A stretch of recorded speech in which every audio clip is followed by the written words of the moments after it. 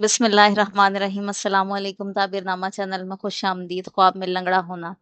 हज़रत इब्न सीरीन रहमतुल्लाह अलैह फरमाते हैं, ख्वाब में लंगड़ा होना दलील है ऐसे काम करेगा कि जिनमें खैर, शर, सुस्ती, ज़ईफ़ी और तवानाई ना होगी। और बाज़ अहले ताबीर ने बयान किया है, अगर कोई अपने आप को लंगड़ा और कमज़ोर देखे, दलील है कि लोगों की निगाह में ज़लील व ख्वार होगा। हज़रत इब्राहीम करमानी फरमाते हैं, अगर कोई अपने आप को लंगड़ा देखे, दलील है दीन और दुनिया में शिकस्ता होगा और उसकी मुराद पूरी नहीं होगी। और अगर देखे कि अपने आप को जानबूझकर लंगड़ा बनाया है, दलील है कि अपनी मईशत के काम में किसी से मदद मांगेगा। और अगर देखे कि लंगड़ा है और लाठी के सहारे चलता है, दलील है किसी मोतबर आदमी से मदद चाहेगा और उसकी मुराद हासिल होगी। और अगर देखे कसदन अपने आप को लंगड़ा बनाया है, दलील है कि ज़ाहिरी तौर से किसी पर भरोसा करेगा और असल में उस पर एतमाद ना होगा।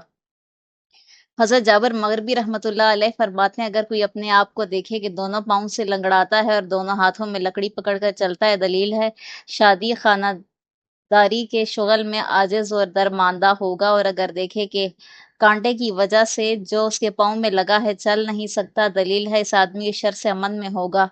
और अगर देखे कि उसके दोनों पाँव में कांटा लगा है और सूजे हुए हैं और लंगड़ाता नहीं है, दलील है दुश्मन उस पर हसद करेगा और उसका माल और मर्तबा ज़्यादा होगा। हज़रत इस्माइल अशस फरमाते हैं, अगर लंगड़ा ख्वाब में देखे उसका पाँव दुरुस्त हो गया है और लंगड़ाता नहीं है, दलील है कि बस्ता काम कुशादा होंगे और जिस मुराद से नाउम्मीद है वो पूरी होगी और इसका काम इंतज़ाम से होगा।